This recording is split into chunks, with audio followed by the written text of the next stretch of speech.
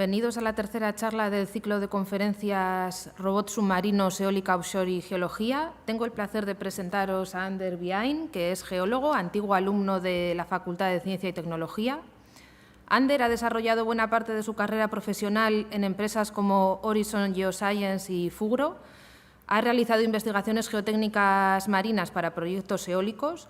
Ha participado en cada etapa de estos proyectos, desde la definición de las campañas hasta el diseño geotécnico de las cimentaciones. Eso ha hecho que la mayor parte de su trabajo haya transcurrido en la mar y actualmente sigue vinculado a las energías renovables dentro del Departamento de Desarrollo de Negocio de SolarPack en Getxo. Pues, Ander, son todos tuyos. Vale. Pues, Egunon, muchas gracias. Pues sí, un poco.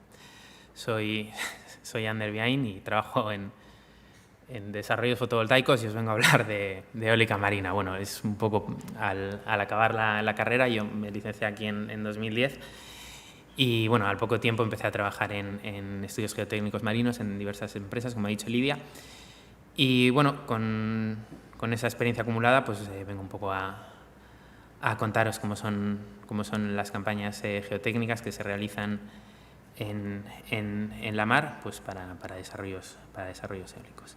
A ver si voy a... Aquí. Bueno, en anteriores, como parte de este ciclo, ¿no? en anteriores conferencias ya nos habló el 23 de marzo Johannes Berg, que nos hizo una introducción a la eólica, a la eólica offshore. Y bueno, posteriormente nos habló Pablo Rodríguez de la UTM, del CSIC, de las técnicas de adquisición y de datos del fondo marino. Creo que es una buena cronología, ¿no? Pues primero una introducción, luego que nos hablen de la geofísica, porque normalmente las campañas como se realizan siempre va primero una campaña geofísica y después viene la geotecnia, la perforación del fondo. Así que, bueno, vamos con ello.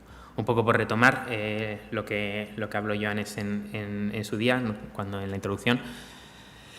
Bueno, pues el problema, ¿no? Recientemente, ahora en abril de 2022, publicó el IPCC un nuevo informe como parte de su sexto ciclo sobre efectos de la mitigación del cambio climático. ¿Qué tenemos que hacer, no? Si queremos parar el aumento de las temperaturas hasta un máximo de 1,5 grados para 2050. Bueno, da un montón de pautas, un montón de estrategias a seguir, y en lo que respecta al sector energético, bueno, lo importante es desacoplarnos, ¿no? de las energías fósiles y hacer una transición muy fuerte hacia las energías renovables. Pues este es un poco el plan conteniendo esto en mente, ¿no? Que presentó que ha presentado también recientemente la Agencia Internacional de la Energía, hacia dónde tenemos que ir, dónde tenemos que estar en 2030 para conseguir ese objetivo en 2050. Aquí en el gráfico de la izquierda nos muestra cómo han ido evolucionando, por ejemplo, la implantación de energía fotovoltaica en los últimos años, y bueno, como ha crecido un montón, pero para llegar a ese azul oscuro, que es el objetivo de cerca de, me parece que son 7.000 gigavatios instalados, pues estamos un poco lejos, y lo mismo con la eólica. Y aquí se ve cómo empieza a repuntar la eólica offshore, ese puntito, es esa barrita azul oscuro, y como ya veremos cómo va a ir subiendo. Entonces, bueno, los que estáis aquí, varios de los que estáis aquí, ¿no? Si os graduaseis este año con 22 años, pues de aquí a 2050, que se prevé una gran implementación de energías renovables, pues tenéis gran parte de vuestra... hay gran parte de vuestra carrera, ¿no? Laboral, en el mundo laboral, hay cubierta, como yo lo veo. ¿Cómo vamos con esto? Pues el ritmo de implementación se está acelerando. Ya nos estamos aproximando al necesario, que se estima que se da para utilizar para alcanzar los objetivos. Y luego también el coste de las energías, de las fuentes de energía renovables se está reduciendo. Aquí vemos el gráfico, ¿no?, de el LCOE, que es lo que te cuesta producir cada kilovatio hora, que te cuesta producir la energía para solar fotovoltaica, bueno, para las principales fuentes de energía renovable, sin contar los saltos hidráulicos, ¿no? Y bueno, vemos que en los últimos 10 años ha caído en picado. Ahora en la fotovoltaica realmente está mucho más bajo y bueno, y la energía eólica, tanto onshore como offshore, sigue bajando en picado. Esto es una buena noticia, ¿no? Garantiza que vamos a poder seguir haciendo lo que no solo es bueno, sino que también es eficiente y rentable. En lo que respecta, voy a meter una pequeña cuña fotovoltaica antes de saltar a la energía eólica offshore. En lo que respecta a la energía solar fotovoltaica, pues es la energía que más ha crecido en los últimos años, se ha multiplicado concretamente por 16 desde el año 2010 bueno, solo en creo que tengo el dato aquí, sí, solo durante 2021 se pusieron en servicio 133 gigavatios, lo cual es una barbaridad. Ya veremos luego cómo compara un poco con la eólica offshore, que va a llevar un buen progreso y acabará subiendo mucho, pero ahora mismo obviamente la fotovoltaica lleva mucho más tiempo implementándose y está muy bien posicionada. Bueno, pues tengo que hablar de dónde estoy ahora y es SolarPack. Nosotros comenzamos en 2005 en Getxo, somos desarrolladores de energía solar, participamos en el desarrollo, construcción y venta de energía solar fotovoltaica. Y bueno, empezamos en 2005, 2007, 2011 con las primeras plantas instaladas en España. Nos movimos a Sudamérica, Chile, Perú, Uruguay, con 255 megavatios instalados ya en 2016. Tuvimos expansión a Asia, salida a bolsa y bueno, entre 2019 y 2020 pues aumentamos también nuestra capacidad atribuible hasta 450 megavatios. Recientemente nos ha adquirido un fondo que ha cambiado un poco la estrategia y va hacia un crecimiento mucho mayor con el objetivo de alcanzar 4 gigavatios para 2026, un poco contribuyendo en esos objetivos que hemos visto anteriormente. ¿Qué pinta tiene una planta solar fotovoltaica? Pues esta, más o menos. Vista desde tierra, es una de las últimas que hemos instalado, es pequeñita, son solo de 9,8 megavatios y tiene una producción anual de 16 gigavatios hora. Y bueno, es un poco lo que estamos haciendo con el propósito de acelerar la transición hacia una energía limpia y asequible para todos. Pero bueno, ya vale de esta cuña publicitaria que os he colado. Vamos a pasar con la eólica marina. ¿Cómo va un poco la eólica marina? Bueno, a finales yo empecé en... ¿Dónde está el...? Yo empecé en 2014, un poco por... Bueno, no se ve. En 2014, y cuando empezaba a despegar la eólica offshore, y bueno, como podéis ver, la cantidad de gigavatios instalados ha aumentado exponencialmente en los últimos años y bueno, lleva avisos de seguir así. En 2020 solo se lanzaron más de 7 gigavatios en subastas, licitaciones, y de los cuales, por ejemplo, 5,5 gigavatios vienen de la costa este de Estados Unidos, o sea, están entrando. Fundamentalmente hasta ahora, que hay 55 gigavatios instalados, vienen principalmente de Europa y de China, pero bueno, en los últimos años está entrando también Estados Unidos, están entrando nuevos mercados que van a hacer que termine por despegar.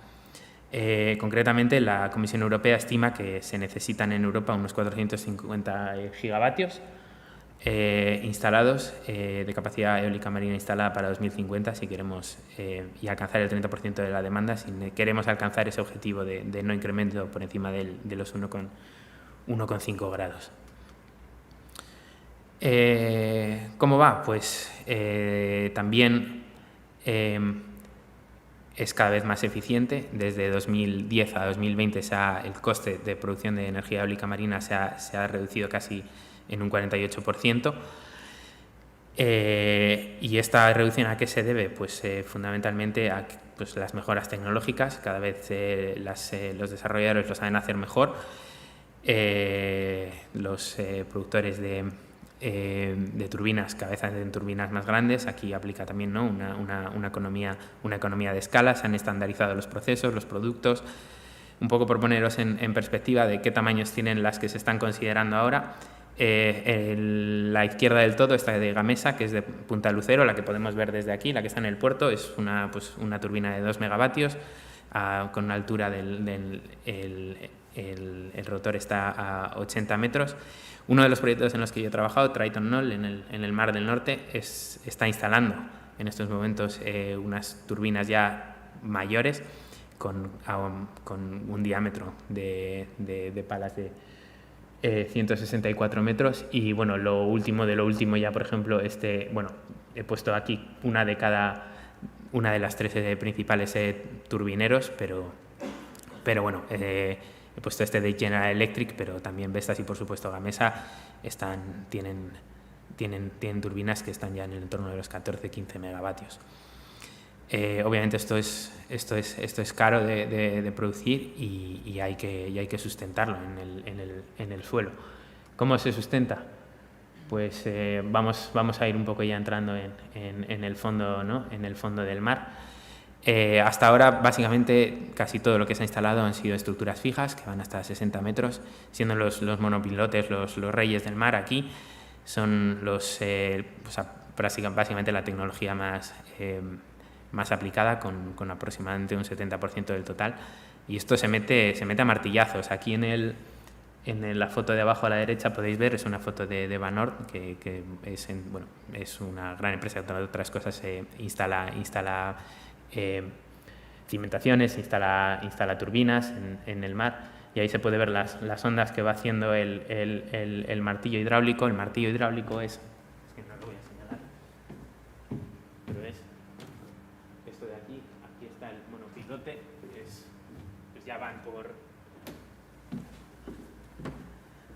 ya van por casi 10 metros de diámetro. O sea, son unas estructuras colosales.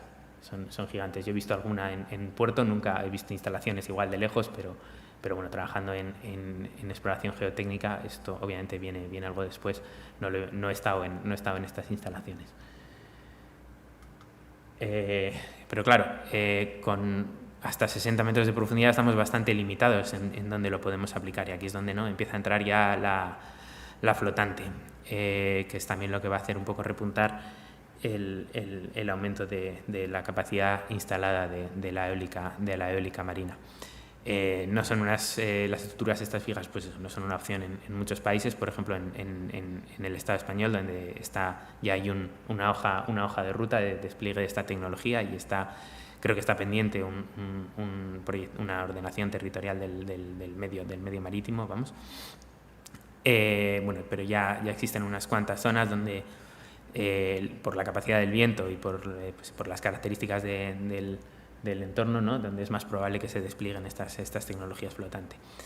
A esto nos va, en lo que a geotecnia se refiere, pues son cimentaciones diferentes, ¿no? Algunos irán con pilotes más pequeños, otras irán con anclas, pero nos cambia un poco cómo se tienen que abordar las campañas geotécnicas. Habrá más puntos, mayor huella, pero probablemente se tenga que ir a menor profundidad. Pero hay más estructuras, no solo tocan el suelo las estructuras que sustentan las turbinas. Hay cables entre ellos que van hacia la subestación, que también tienen que ser cimentadas. Se parece mucho a una plataforma, como podéis ver, la de gaviota, que normalmente va con lo que se llama un jacket. La línea de evacuación, que es aquello que va, ¿no?, hasta desde la subestación a la conexión a la red en tierra. Y bueno, también todas estas estructuras, al colocarse, cambian el régimen hidrodinámico, se generan aceleraciones, mueven el sedimento, pueden generar una socavación, y hay que instalar también básicamente piedras gordas, ¿no?, que es protección a la socavación. Todo son más y más estructuras, ¿no?, que interaccionan con el fondo. Las plataformas instaladoras también se apoyan en el, ¿no? Tienen como esta que vemos esta de aquí. Estos, antes de apoyarse en el suelo y poner una carga, hay que saber si van a aguantar, si hay una variabilidad y va a penetrar más una pata de una de estas plataformas que otra. Hay muchas estructuras que interaccionan con el fondo. Entonces, aquí, si hay fondo y hay roca y hay sedimento, pues ¿qué es lo que hace, ¿no? ¿Qué es lo que hace un geólogo con todo esto? Pues estamos realmente presentes en todas las fases de desarrollo, desde el estudio inicial, con lo que llaman, ¿no?, un estudio de gabinete, un desktop study, en las fases de planeamiento y ordenación del espacio marítimo, selección de la ubicación de los parques eólicos, que normalmente van gobernadas, pues, en primer lugar por si hay viento, pero bueno, también por muchos otros factores. Y realizamos, obviamente, investigación geofísica, como la que ya explicó Pablo de la UTM hace unas semanas. Investigación geotécnica, que es en lo que me voy a meter un poco al fondo. Luego, con todo ello se integra, se genera un modelo geológico geotécnico. Ahí, no sé si tenéis asignaturas a día de hoy, pero la gestión de datos a través de sistemas de información geográfica es un plus muy grande. Y bueno, estudios de movilidad del fondo, por lo dicho, por la protección a la socavación, y luego también movilidad sedimentaria, migración de dunas que pueden afectar a los fondos.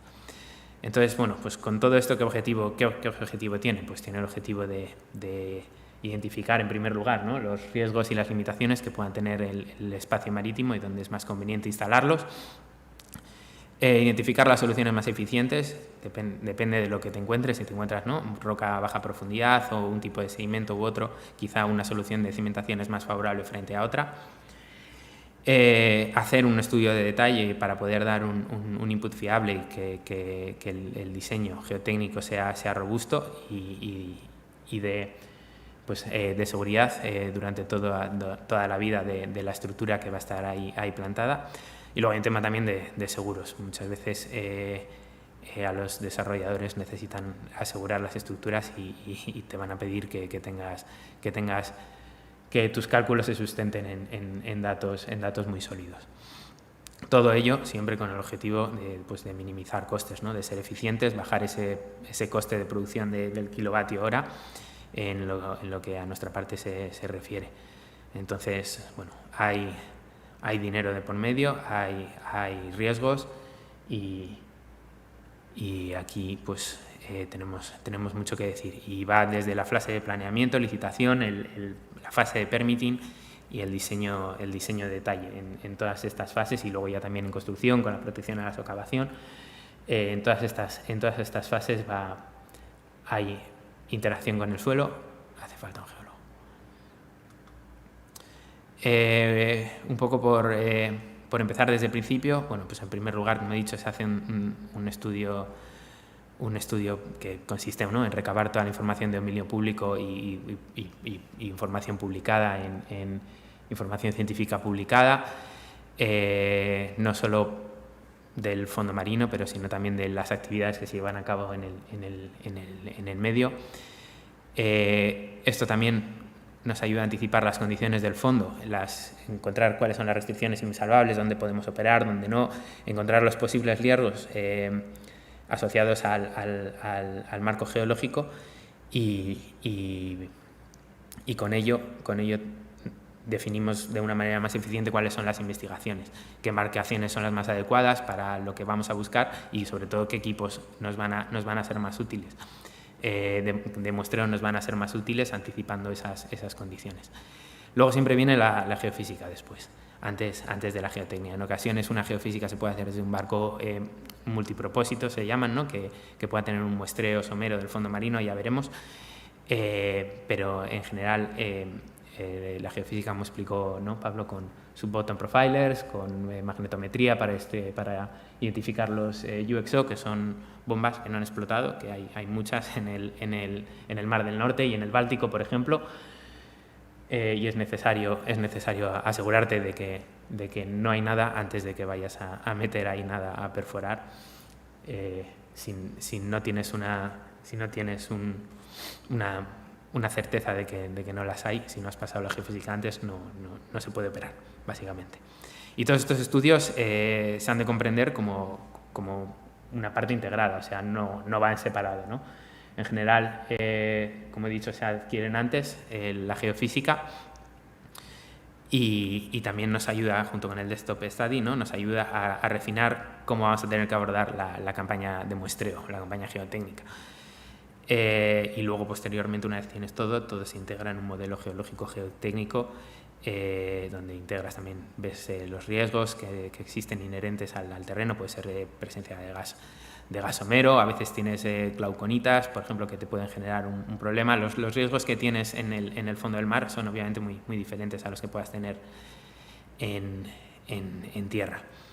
Yo ahora mismo, por ejemplo, uno de los problemas más grandes que tenemos para las cimentaciones de parques fotovoltaicos, que generalmente penetran solo 3 metros, es en varias geografías son la presencia de arcillas expansivas que, como igual sabéis, ¿no? Pueden cambiar de volumen con el contenido en humedad estacional, con el cambio de contenido en humedad estacional. Obviamente eso aquí no es un problema porque el contenido de humedad no varía, entonces no se van a expander y retraer por mucho que tengan minerales que puedan responder así. Pero existen muchos otros riesgos que son inherentes, que bueno, luego tengo unas cuantas referencias que daros que están ahí. Y la geotecnia, bueno, pues tanto el diseño de las cimentaciones, de las estructuras, como las campañas geotécnicas se alimentan de muchos años. Si bien el primer parque eólico marino se instaló en 1990, no ha sido hasta los últimos 12 años o así que ha empezado a repuntar, y todo ello se alimenta del oil and gas, de años y años de instalación de plataformas. Esta es una foto de gaviota que he cogido de periódico, y esta es una foto que he sacado yo, creo que es la primera que he sacado yo en toda la presentación. No recuerdo en qué parque es, pero bueno, va como con monopilotes. Sin embargo, las estructuras eólicas tienen unas dificultades adicionales, presentan tolerancias más estrictas, tienen más problemas con la frecuencia natural de la rotación de las palas, de la torre.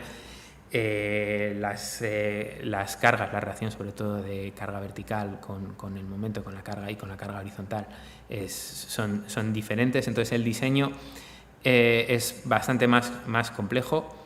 Se instalan muchas más estructuras por cada proyecto, cubren un área mucho mayor, hay mucha mayor variabilidad, hay que hacer muchos más sondeos y en general, con respecto a lo que es el proyecto en sí, una campaña geotécnica tiene un coste mucho más elevado de lo que lo podría tener para la instalación de una plataforma o de varias plataformas dentro de un campo de explotación. ¿Y cómo lo hacemos, no? Pues hay básicamente 3 técnicas. Yo he trabajado en las 2 primeras, no tengo experiencia con robots, pero bueno, he conocido a gente que lo ha hecho. Se puede hacer muestreo desde el fondo y puede haber muestreo de sedimentos o ensayos in situ. Desde embarcación, lo que se llama downhole o agujero, sondeo abajo, no sabía cómo traducirlo, así que lo dejamos en downhole. Cualquier cosa que intentes traducir va a quedar peor, yo creo. También muestreo de suelos, ensayos in situ, y aquí sí que podemos hacer extracción de testigos de roca. Bueno, pues por empezar con los muestreos del fondo, por empezar con lo más simple, y aquí es donde hablaba antes un poco de una campaña geofísica, puede ser multipropósito, puede tener muestreo. Pues tenemos graph samples, vibrocores, piston samples y box cores. Yo esto siempre lo he trabajado en inglés, me parecía, lo he intentado traducir, de verdad he hecho un esfuerzo, me quedaba muy mal y he dicho creo que lo voy a dejar en inglés. Estas campañas sí que se pueden realizar, por ejemplo, aprovechando la campaña geofísica, un paralelo, en general desde barcos de un tamaño relativamente pequeño. Puede ser en campañas también preliminares. Y bueno, son muy útiles, por ejemplo, para el estudio de la ruta del cableado, porque tienen una penetración, como veis, pequeña.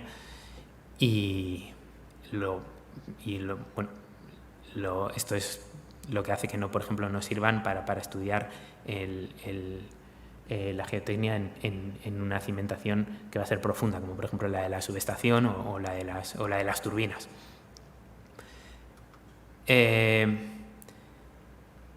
Y luego tenemos eso, piston cores y box cores. El piston core, básicamente, estos no los he explicado. El primero creo que es un craft sample, es el de la izquierda, no creo que necesite mucha explicación, la verdad. El segundo es un vibrocore, que es el testigo va en el medio de esta estructura, y eso que veis arriba es una cabeza vibratoria, se baja al fondo del mar, eso empieza a vibrar, y al vibrar es útil en arenas. En sedimentos cohesivos, en arcillas no lo es tanto, básicamente porque lo que quieres de un sedimento cohesivo es que salga no alterado, y si lo metes en un tipo con un vibrocore va a salir muy, muy alterado. Entonces no vas a poder hacer ningún estudio mecánico en ello, ¿no? Pero bueno, viene muy bien para arenas el vibrocore. Suele penetrar 3-6 metros. Depende del éxito que tengas, puede ser mucho peor. Entonces, esto se extrae, es muy eficiente, pero se pueden hacer igual 12, igual me estoy pasando, pero sí, no, 12 al día tranquilamente. Y cuando sale, llega a cubierta, llegan 6 metros que tienes que cortar en secciones de 1 metro, y normalmente lo que se hace es se testifican las puntas. Luego se sellan y bueno, se guardan en un rack para llevar al laboratorio para otro tipo de ensayos. Cuando vas a hacer también estudios para rutas de cableado, se hacen también muchas veces estudios de resistividad térmica y resistividad eléctrica. A veces se hacen en el barco, se pueden hacer desde el barco, pero normalmente una campaña en la que tienes que tomar muchas muestras en un día no hay tiempo, porque por ejemplo son estudios que llevan tiempo. Tienes que meter una sonda, ¿no?, en el sedimento, y tienes que esperar unos cuantos minutos y físicamente no te alcanza. Entonces ese tipo de estudios se suelen dejar por eso se sellan y se suelen dejar para hacer en laboratorio en tierra con más tiempo. Luego tenemos piston cores, piston samples y box cores. Estos son muy útiles en sedimentos cohesivos, pero tienen que ser blandos. Básicamente cómo funciona es como aparece en este diagrama. Se baja la muestra. Estas fotos también las saqué. Esto es ahí a la izquierda, a la derecha, arriba del todo. Es de una campaña también para una tubería de petróleo esto no es para renovables, pero bueno, también podría ser aplicable, ¿no? En Egipto, en el delta del Nilo, bueno, a las afueras del delta del Nilo, y vamos haciendo CPTs que veremos luego, y cada ciertos puntos dentro de la ruta, estos piston cores, iba desde 1000 hasta 300 metros de profundidad, y en ese rango de profundidades es más probable encontrarte, ¿no?, sedimentos cohesivos, menos aporte terrígenos, menos aporte de tierra, y son sedimentos muy blanditos. Entonces este tipo de técnica viene muy bien, porque te permite penetrar hasta 4 o 5 metros. Los hay incluso que han llegado a 25 para sedimentos ya extremadamente blandos durante buena parte desde el fondo hasta bastante profundidad. Y básicamente cómo funcionan es por gravedad. Bajas con un cabrestante la herramienta, y con esa grúa que se vuelca, se llama un A-frame, y bueno, va bajando, y lo que tiene es aquí un gatillo que cuando toca el fondo libera el peso, y al liberar, pues desde una altura que se establece en función de la dureza del sedimento que previamente has estimado probablemente con un ensayo CPT, y en función bueno, cuando se libera por gravedad simplemente penetra y luego lo sacas. Llega y otra vez llega en secciones, y aquí ya, por ejemplo, si es un sedimento cohesivo, puedes hacer otro tipo de ensayos, y no lo extraes tampoco, pero puedes hacer otro tipo de ensayos. Puedes meter un anillo para medir la densidad. Se pueden hacer también ensayos del LabVein, del molinete, creo que he puesto alguna foto un poco más adelante. Es un poco es un poco o no es sacrificado, porque bajar uno de estos a 1000 metros y recuperarlo igual es un proceso que dura 4 horas y estás ahí esperando 4 horas, pero cuando llega, pues igual tienes 3 o 4 horas de no parar, muy intensas, y para cuando, igual más, y cuando acabas ya te viene el siguiente. Y luego tenemos también los box cores, que penetran básicamente medio metro y son las que ofrecen la muestra más intacta, digamos, ¿no? del fondo marino.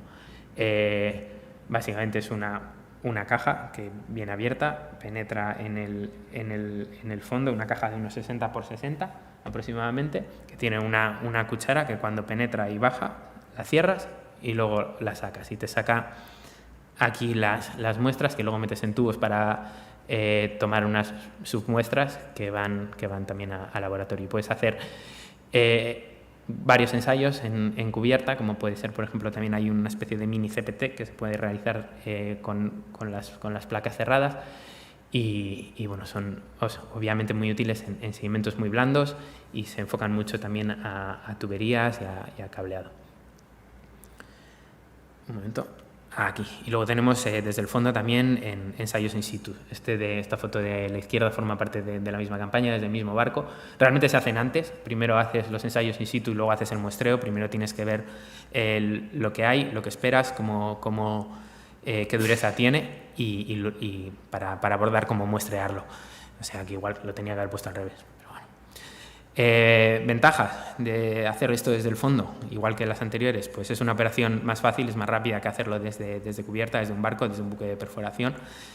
Tienes datos continuos, porque no os paras de tener cuando haces un CPT, ¿no? Tienes datos en la resistencia por punta, por fuste y la presión de poros del sedimento según va penetrando la herramienta, y no paras hasta la profundidad en la que te da rechazo.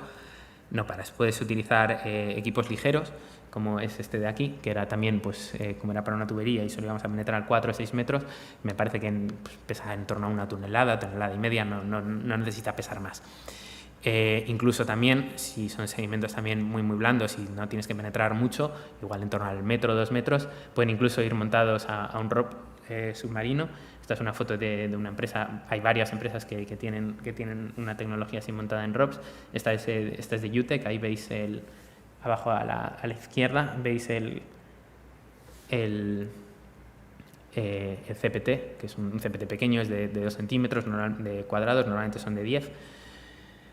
Pero también cuando tienes que ir más al fondo para investigar el fondo para una estructura profunda, pues pueden llegar a pesar hasta 20 toneladas. Una ventaja que tiene es que puedes también medir la velocidad de cizalla, la velocidad de la onda de cizalla, la velocidad SVS, ¿no? Si le incorporas 2 geófonos, se instalan 2 geófonos en lo que se llama en el marco, ¿no? Lo que se le llama seabed frame, se puede instalar un martillo.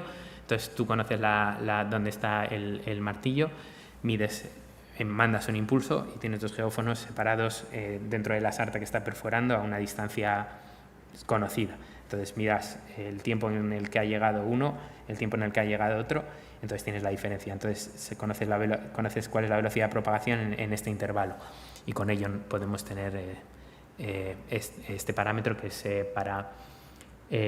para análisis dinámicos de estructuras se emplea mucho. Desventajas.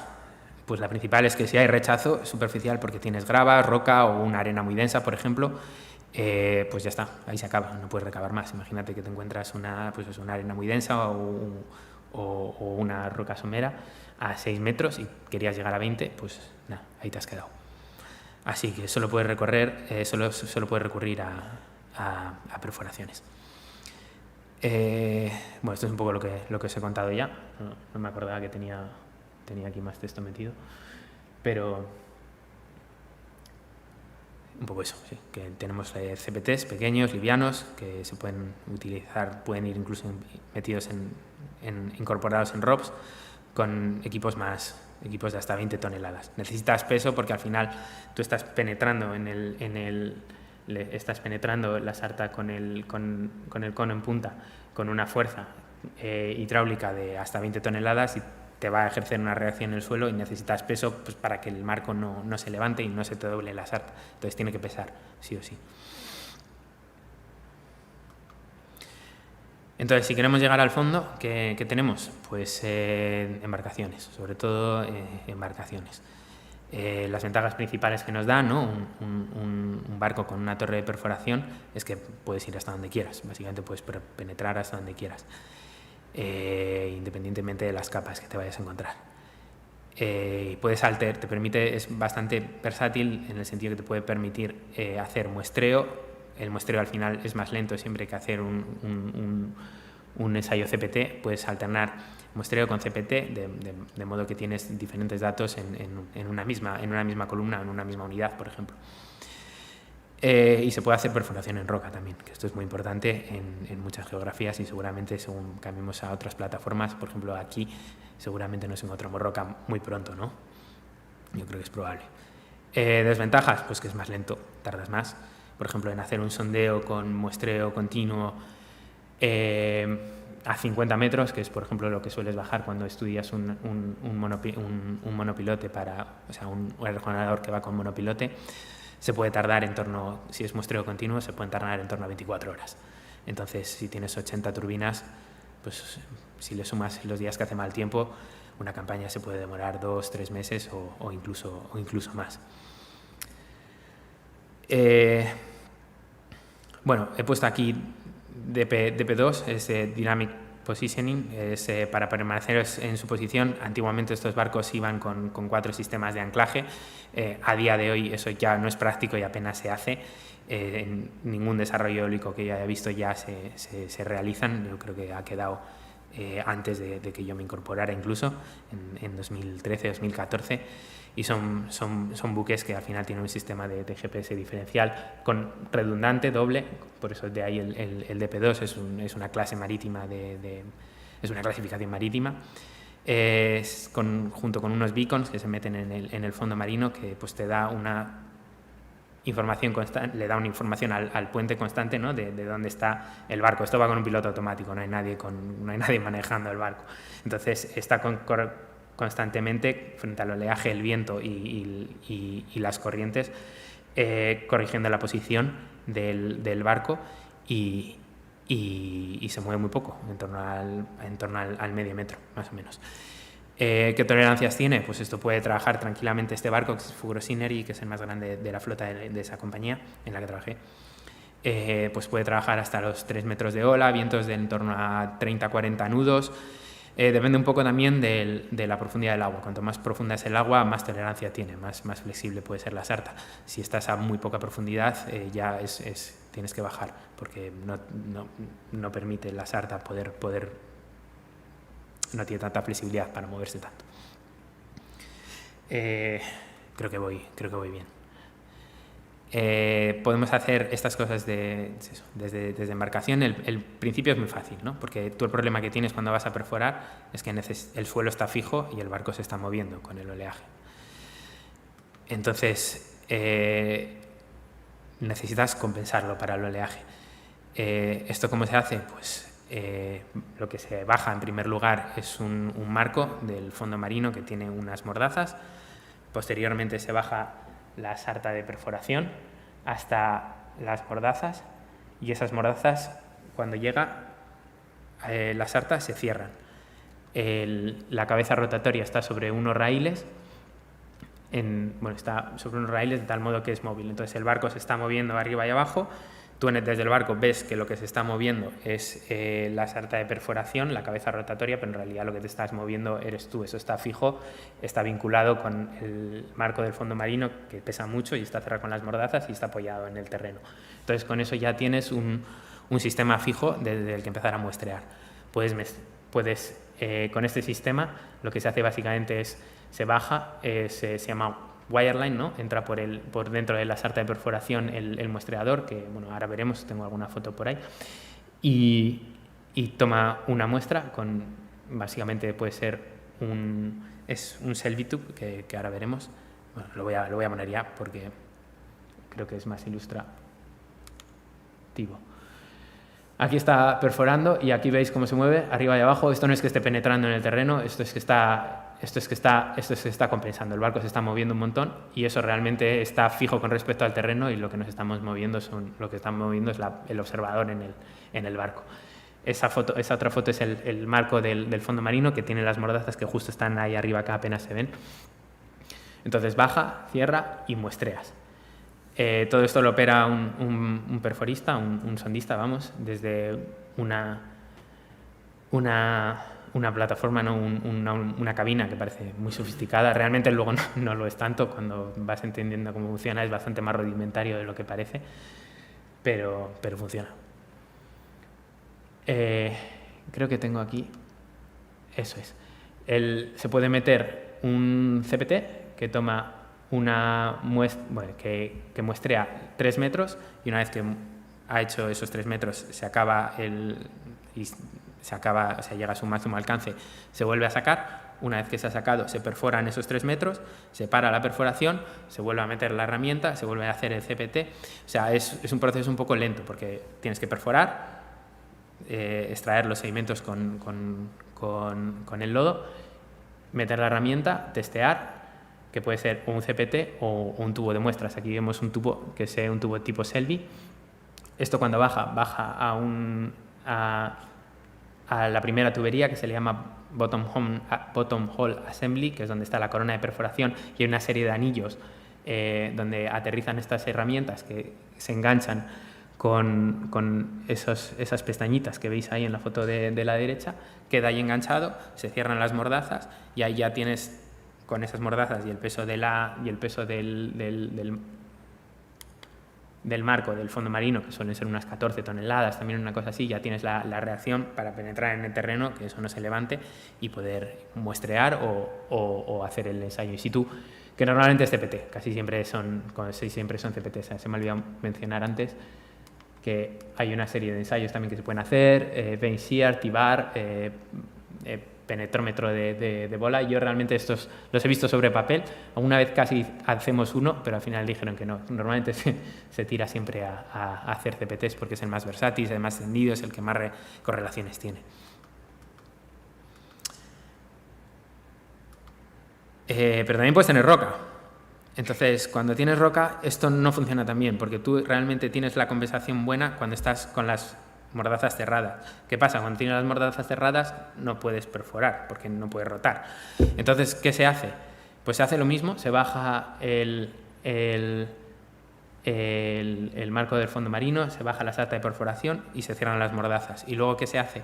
Pues encima de esa sarta de perforación, como veis en esa foto, se pone otra máquina de perforación, por eso se llama piggyback, ¿no? En inglés es acuchus. Se pone encima de una máquina de perforación otra máquina de perforación. Entonces, una vez que se han cerrado las mordazas en el principal, esa plataforma ya está compensando, ya está como está aquí, subiendo y bajando. Entonces ya es una plataforma que es estable, estacionaria, con el fondo marino. Y se empieza a penetrar. Esto realmente es una máquina de sondeos, eso que veis ahí arriba, en rojo, es una máquina de sondeos como la que podéis encontrar en cualquier otro sitio en tierra. Entonces se hace testigo en roca, normalmente con 101 milímetros. Hay otra forma de hacerlo que no he trabajado yo con ella, conozco a gente que sí lo ha hecho y presentando un poco para el geólogo el mismo problema que presentan los piston cores, que puedes estar muy tranquilo en el laboratorio sin mucho que hacer mientras esto está penetrando en el terreno. Son los robots que funcionan con un carrusel y va tomando muestras, va perforando, lo hace todo desde el fondo marino. Entonces tú estás muy tranquilo, igual ha tomado 20 o 30 muestras, sube y de repente tienes 20 o 30 muestras que hacer a la vez, y ahí debe ser bastante locura en el laboratorio cuando llega. Esta es una de las principales desventajas que tiene para el geólogo el robot submarino. Hasta ahora no se han desplegado, yo creo que mucho, no tengo noticias, seguro que se ha hecho, pero yo no tengo noticias en desarrollos eólicos marinos, básicamente porque no son muy competitivos en bajas profundidades. Pero según vayamos gracias a la flotante, a estructuras más profundas, a a zonas más profundas, creo que tendrán un mayor despliegue. Una de las también principales ventajas que tiene es que hay menos operaciones en cubierta, menos actividad, menos intervención humana, se hace todo desde abajo y es desde el punto de vista de la seguridad y la salud es mucho más amigable. Lo malo, que son equipos costosos, no hay muchos en estos momentos, pero bueno, tampoco hay muchos barcos de penetración, de perforación. Y que las opciones de muestreo están más limitadas, es algo menos versátil, o sea, es la tecnología que hay y ya está. Y luego que si tienes un problema en el fondo y se te ha quedado eso ahí abajo, pues es un problema más difícil de solucionar que si tienes un problema en tierra y con mandar, por ejemplo, a un mecánico o a un electricista, pues es mucho más sencillo. En fin, luego recuperamos testigos y bueno, todo esto llega al laboratorio. Esta foto es del Báltico, en un desarrollo eólico que hicimos y me gusta mucho porque es un granito y después creta, ¿no? Después ya la roca in situ. Entonces, claro, esto lo ve alguien que no es geólogo y dices, bueno, pues granito y luego pues una roca carbonatada, todo normal. Pues no, lo que pasaba aquí es que veníamos, el Báltico es un mar muy desagradecido para una persona que tenga que testificar porque tienes unas arcillas muy blandas, que es un problema en el laboratorio porque tienes que tener mucho cuidado, pues tienes que garantizar su integridad para hacer los ensayos correctamente, que no se alteren. Entonces, el problema que tienes es que una arcilla muy blanda se penetra muy rápido, entonces el sondista va a toda leche, pero tú en el laboratorio tienes que ir muy despacio, mucho cuidado, entonces se te van acumulando muestras. Entonces ese es el primer problema que te da el Báltico. Luego pasas a un til glaciar que suele tener, pues es una arcilla muy dura, que ahí le cuesta más al sondista y luego ya tú vas más relajado, y que te puedes encontrar también pues bloques muy gordos, como esto, que era un bloque arrastrado por un glaciar de granito. Y luego ya tienes la roca in situ, que es creta, que también es un infierno para el geólogo de testificar, que suele tener muchos veteados de sílex. Hay que tener mucho cuidado porque la fracturación condiciona mucho su comportamiento geomecánico y tienes que ser muy detallado describiéndola, y luego también para el perforista es muy fácil perforarla, entonces él va muy rápido y tú vas muy lento y ahí es cuando se te acumula el trabajo. ¿Qué pintas tiene un laboratorio? Pues puede ser algo tan cutre como un contenedor de 20 pies o algo más sofisticado como pues en un buque específico como el que hemos visto antes, donde ya tienes todo bien organizado, tienes todo hecho como en una cadena de producción, donde primero extraes la muestra del Selby Tube, que es ese Selby que hemos visto antes de acero, que se extrae con un pistón al final, por lo menos con la misma fuerza con la que has penetrado en el terreno para poder sacarlo. Y bueno, lo que haces siempre, el muestreo siempre se va a hacer después de los ensayos CPTU. Necesitas, para poder tener esa correlación y saber bien qué tipo de muestreador, hay tubos de diferentes tamaños, a veces necesitas poner unas barbas para si tienes sedimentos granulares que no se te caigan. Entonces tienes que planificar bien cómo hacer tu muestreo, y eso lo haces haciendo el CPT antes. Evaluar, ¿no? También si se requieren más muestras, hay unidades que pueden ser críticas. Muchas veces en el Mar del Norte, por la última transgresión, tienes primero los sedimentos marinos del Holoceno, pero por debajo sueles tener bastante intermareal, tienes mucha materia orgánica, tienes mucho pit, y esos sedimentos también hay que conocerlos en detalle y hay que a veces remuestrearlos. Luego preparas los logs preliminares con toda la información del laboratorio y hacer una evaluación temprana de los parámetros de diseño para que se vayan haciendo una idea pues, del dimensionamiento de la cimentación cuando impases toda esa información. También, como eres la persona que está viendo las muestras, eres también la persona en el laboratorio más indicada para especificar el alcance de los ensayos que se tienen que hacer en el laboratorio de tierra. Son ensayos más detallados, en general cíclicos, se hacen mucho para este tipo de estructuras que son muy dinámicas. Entonces es un rompecabezas porque tú te mueves también dentro de un presupuesto que te han dado, tienes que hacer malabares para ser lo más eficiente especificando ese alcance.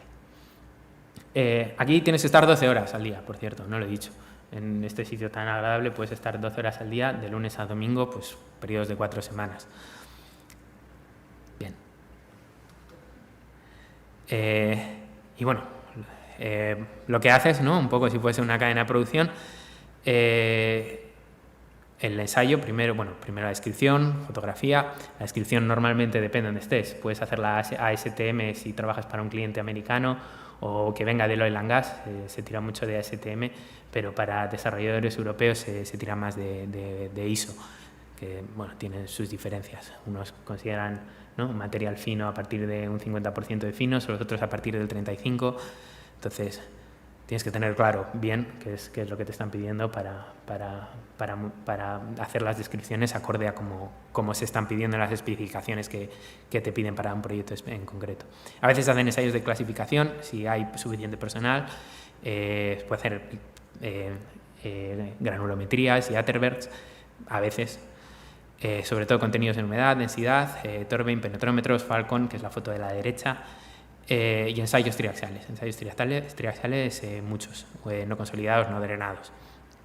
A veces también, si hay suficiente personal y espacio y el barco es grande, pueden hacerse ensayos geométricos por el simple hecho de que tardan mucho y son un parámetro de el OCR, el grado de sobreconsolidación, es un parámetro de entrada para ensayos luego ya más detallados en laboratorio. Entonces, si los tienes ya preparados para cuando desembarcas las muestras, pueden empezar directamente los ensayos de laboratorio. Entonces es una ventaja que te da hacerlo en la mar. Ensayos químicos y de resistividad térmica, y esto sobre todo pues ensayos químicos para la corrosividad al acero, pero sobre todo en donde hay más actividad microbiótica, en los 2 primeros metros de sedimento, y también para el soterramiento del cable. Y el producto final es algo así. Aquí metes los datos del CPT, que son esas líneas rojas y azules, haces tu descripción, pones tus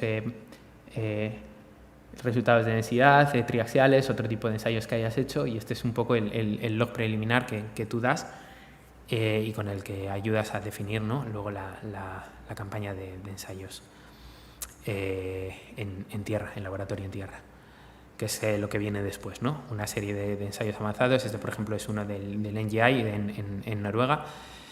Lo que viene después también es la integración de datos dentro del modelo geológico y geotécnico, definir los parámetros geotécnicos de diseño para cada unidad o, si es necesario, para cada punto, y servir de input para que luego, pues, si os podéis especializar en eso, ¿no?, hacer la evaluación geotécnica, el diseño por métodos finitos en unas fases tempranas. Se utilizan, ¿no?, los códigos analíticos de la industria, pero para ir más en detalle, al final un diseño refinado va siempre con elementos finitos, que yo no he hecho personalmente. Y esto es un poco todo. Hay momentos para estar tranquilos y también hay momentos en los que, pero bueno, normalmente los parques eólicos se hacen en sitios donde hace viento y normalmente cuando sales fuera no es muy agradable, pero hay veces que para. Y bueno, tienes tus momentos para ver las puestas de sol y esas cosas. Os recomiendo entrar visitar estas guías para más información. Es información pública. Por ejemplo, la administración holandesa tiene todas sus campañas, todos los datos en bruto, todos los informes publicados, y ahí, si tenéis curiosidad, se puede consultar un montón de cosas. Luego hay un montón de guías también, como esta del BOEM americana, estas guías del BOEM americana sobre cómo deben ser los alcances de campañas para los parques que se están desarrollando ahora en la costa este. Y creo que ya está. Creo que ha estado bien de tiempo, ¿no? Vale. Espero no haber sido muy monótono. Vale, Ander, pues muchas gracias. No sé si alguien tiene alguna pregunta, ¿se ha quedado alguien con alguna curiosidad?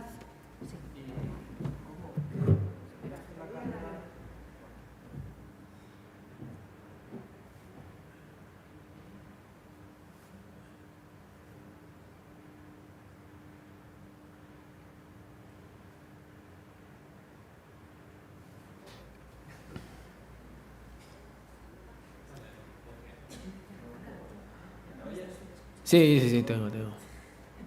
Cuando terminaste la carrera, ¿directamente entraste al mundo laboral o seguiste algún paso, algún máster o hiciste algo después de terminar? Lo que yo hice, porque yo acabé en 2010 y bueno, en aquel momento no, el mercado laboral no estaba nada bien, está en todo el medio de la crisis. Yo hice un máster, pero básicamente para acceder a esto no tengo una fórmula mágica, creo que hice lo que tú vas a hacer, que es echar currículums como un loco, y al final me llamaron. Al final, bueno, entré en una empresa que se llamaba Horizon Geosciences, que justo se había extendido venía de Oriente Medio, de hacer para Oil and Gas, y se había extendido a una oficina en el Reino Unido para aprovechar el mercado de la eólica que estaba en expansión. Pero... O sea, ¿no te preparaste directamente para este trabajo, sin más? No, realmente no.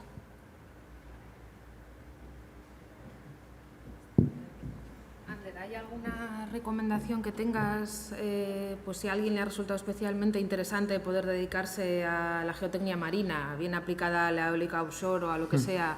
¿Hay alguna recomendación que tú le harías de cara a su formación? Bueno, yo ahora lo que veo, y lo veo, y no solo por geotecnia marina, pero también por ejemplo, ahora los desarrollos fotovoltaicos, tener una buena visión, sobre todo global, aunque no lo hagas, ¿no? Entender bien un poco cuál es el propósito final y los datos que tú vas a hacer y vas a procesar, a dónde van a llegar y qué es lo que esas personas necesitan. O sea, que haya una comunicación, que hay una multidisciplinariedad, me refiero, ¿no? Que con el ingeniero civil o el ingeniero geotécnico con el que vayáis a trabajar e interactuar, si bien no entrar en lo que esa persona pueda hacer, sí comprenderlo bien, tener esa literalidad. Y luego veo mucho también que es muy útil el uso de GIS también. Está en todos los lados.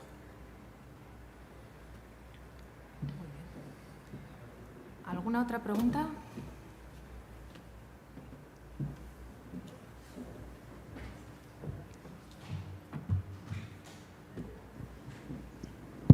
Sí, hola Ander. Bueno, gracias por la charla.